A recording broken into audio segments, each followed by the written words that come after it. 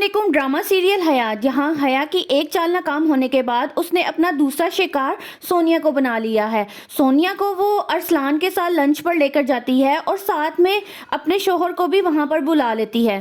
रोहान को वहां देखकर अरसलान बहुत परेशान होता है और वो यकदम वहां से भाग जाता है। और जब सोनिया की नज़र रोहान पर पड़ती है तो वो एकदम परेशान होकर साइड पर हो जाती है और ये शो करवाती है कि उसने रोहान चचा को देखा ही नहीं। जब रोहान आता है तो वो कहता है, हया तुमने तो कहा था सोनिया भी आई है। तो हया कहती है, हाँ सोनिया तो आई है, ये रही। घर आने के बाद परेशानी के आलम में सोनिया हया के पास आती है और कहती है, रोहान चचा ने अगर हमें देख लिया है तो अब वो क्या करेंगे, वो तो बहुत गुस्से में होंगे। अगर उन्होंने पापा को बता दिया तो वो तो मेरा यूनिवर्सिटी जाना बंद कर देंगे। जिस पर हया कहती है, मैंने तुमसे दोस्ती की है, मैं दोस्ती निभाऊंगी, चाहे मुझे ये इल्ज़ाम अपने ऊपर क्यों ना लेना पड़े, तुम परेशान ना हो। दूसरी तरफ जहां हया मुबारक मजदूर को इरम की शादी का मशवरा देती है, साथ में ये कहती है कि अब उसकी शादी कर देनी चाहिए, आपका क्या ख्याल है। जिस पे मुबारक मजदूर कहती है कि इरम इस फैसले के लिए खुद मुख्तार है, वो जब कहेगी उसकी शादी कर दी जाएगी। इरम जब ये बातें सुनती है तो वो हया से कहती है, तुम्हें मेरी ज़िंदगी में दखल अंदाजी करने की कोई ज़रूरत नहीं है।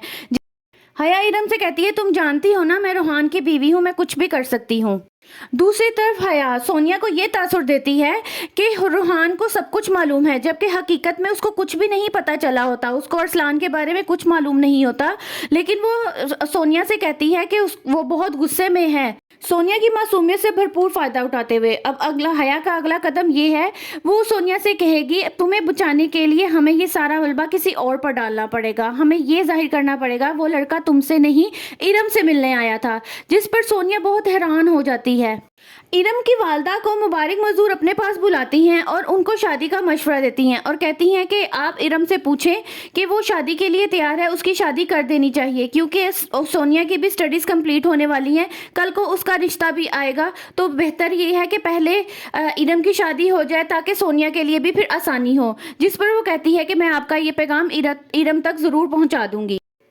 हया इरम को वार्निंग देते हुए कहती है, ये जो तुम्हें खुद पर है ना, इसको भरम कहते हैं और अक्सर लोग इस भरम के नीचे दब कर मर जाते हैं। तो इरम इसके जवाब में कहती है कि मर तो वो लोग भी जाते हैं जो दूसरों के लिए कब्र खोदते हैं। सोनिया इस वाक़े के बारे में इरम को आगाह करना चाहती है कि हया की क्या प्लानिंग है और हम क्या प्लान कर रहे हैं, ताकि वो उसको इस बात की खबर हो।